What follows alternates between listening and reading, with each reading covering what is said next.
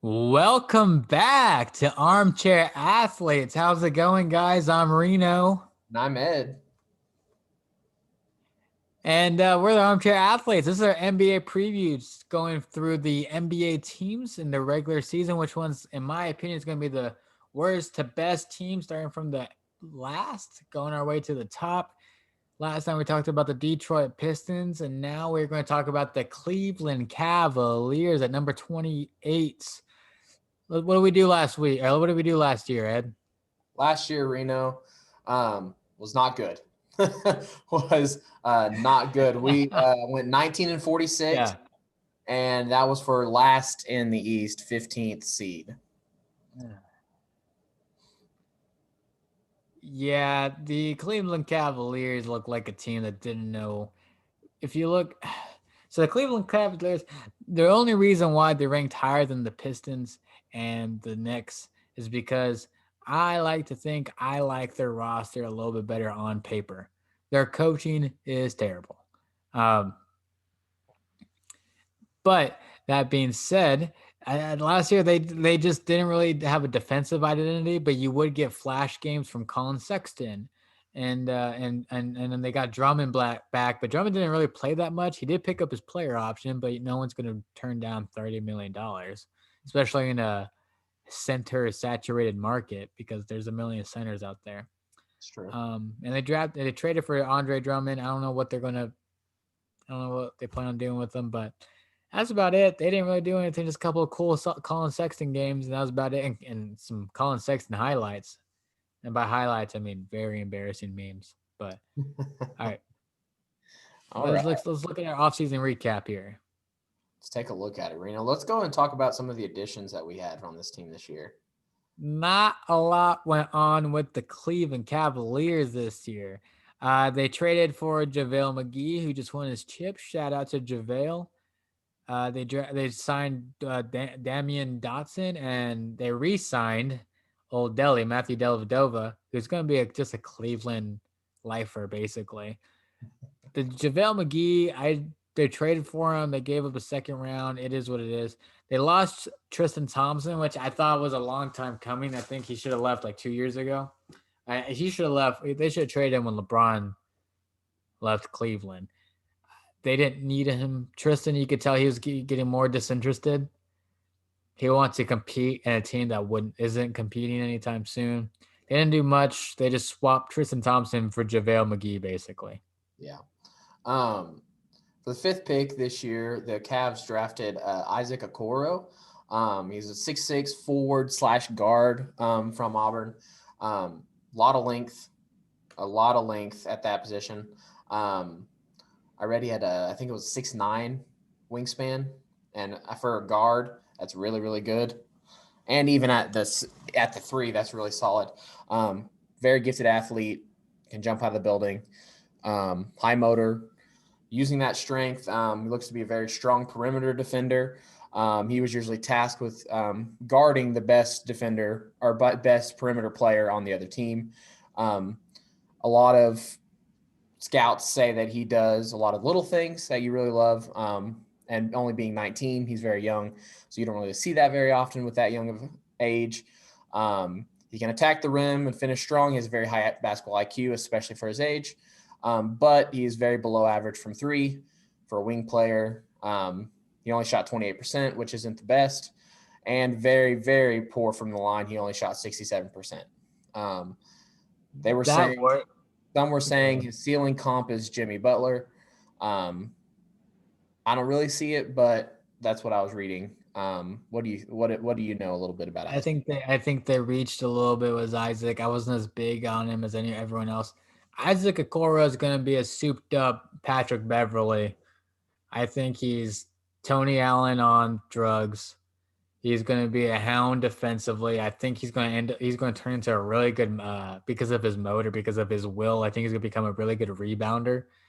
And my thing is, you can always tell a good shooter by how well they shoot from the free throw line. So let's say if there's a person in college that doesn't shoot, like Anthony Edwards, doesn't shoot the 3-point that well in college, but his free throw was pretty good. That's a good indicator of how well you're going to do in the NBA level and on the 3-point line. For example, Lonzo Ball, people thought he's going to be a better 3-point shooter, but his free throw percentage, including myself, his free throw percentage in college was not that great, which is a good indicator of how well your jump shot's going to transition. Yeah. I think they reached with Isaac. I don't mind it. I mean, to be honest, with Darius Garland, Colin Sexton, kind of need some defense anyways, but I've never been a big fan of drafting for need. I think you always draft the best player. Yeah. And I mean, there's players like Tyrese Halliburton. There's players like Denny Advijaya. I don't know how to pronounce his last name. But there's a lot of good players out there, and I think they reached. All right. So let's go and talk a little bit about the rotation for the upcoming year. This is the rotation. So I don't mind this rotation. There's some parts of this rotation I don't love. I don't love Darius Garland. He had some highlights. He had some flashes. But this looks like great value Trey Young, Darius Garland, even though he's older than Trey Young. Colin Sexton, I like Colin Sexton. I like his motor. He's always looking to attack the basket. He's a decent shot. He could defend. Isaac Okoro, I think he's a good fit in terms defensively, but I don't love his talent level and where he was drafted. Kevin Love, old man Kevin Love is no longer Timberwolves double every night. I mean, still a great passer, but he's not. They don't utilize Kevin Love. Kevin Love belongs on the elbow, back to the basket, initiating offense, or getting posted down low. But you can't post down low because you got the next person, Andre Drummond. Yeah. Here's the thing with Andre Drummond, and Andre Drummond is a lot like Zach LaVine in this sense. You can argue with Andre Drummond and Zach LaVine's another one that their stats are empty calorie stats.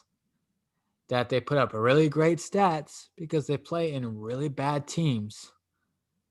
And that says something. Now, I'm a defender of Zach LaVine. I'm not exactly a defender of Andre Drummond. I think he's gonna be a great rebounder everywhere he goes. I don't know if his defense is gonna be there or his offensive touch. Delhi, the man don't need to be playing in NBA. Kevin Porter Jr. I love Kevin Porter Jr. I love Chetty Osman. I think they're really good wing rotational players. They're both young. They both can shoot, finish, all that good stuff. Larry Nance Jr., JaVale McGee, solid players as well. I don't mind this lineup a whole lot. I don't like the coach, and I don't care for their point guard position.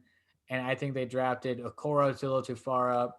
Kevin Love, he's going to be a good player. He's always going to be a good player. He's not going to be great anymore, and we'll see where Drummond comes in. All right. Well, so what's your vibe? What you feeling with the Cavs this year? My vibe is they are going to be a team that does absolutely nothing. They will not trade. They will not. They will not. I don't think there's going to be any rumors or anything. I think they're just going to play their games. I think they're going to win their 20 to 25 games, and that's it. I really hope Darius Garland does something. He was a top 10 pick a couple years back. Colin Sexton's showing flashes. He needs help. I think Darius Garland's the only person on this team that has potential to become something, in my opinion. And because he has a really good shot, he's a solid. He's not a great finisher, but that hopefully he works on that. And he's a really good ball handler, so maybe he can get into his playmaking. So I'm hoping Darius Garland gets better. He's the X factor for this team. Otherwise, they got nothing. All right. Oh, and trade Kevin. That's Trade him. I'm that's what my vibe is. I hope they trade him. Trade Turn him him. to a contender, get him somewhere, get him away, let him go succeed. Free my boy Kevin Love. I want to make t-shirts. Free Kevin. Kevin don't need to be in this icy hell of Cleveland. Merch link in bio. No, just kidding. All right, let's move on to the 24-second shot clock. All right, let's hear it, brother. All right. So, Cleveland. It's Cleveland. They're gonna suck. That's just how it is. I mean, it's the East, so maybe they'll pick up 20 to 25 games. What do you think? Uh Who cares? Who cares? People care about the Knicks. You know what I'm saying? Because New York. It's New York, and they're worse than Cleveland. Cleveland at least has some sort of pulse. I think Drummond is electric. Granted, his teams never win, but I think he's electric. I think Kevin Love has games where he's Kevin Love, and those are fun. Colin Sexton has games where he's fun. Darius Garland. It's Cleveland. Who cares? They ain't doing anything. LeBron ain't walking through that door.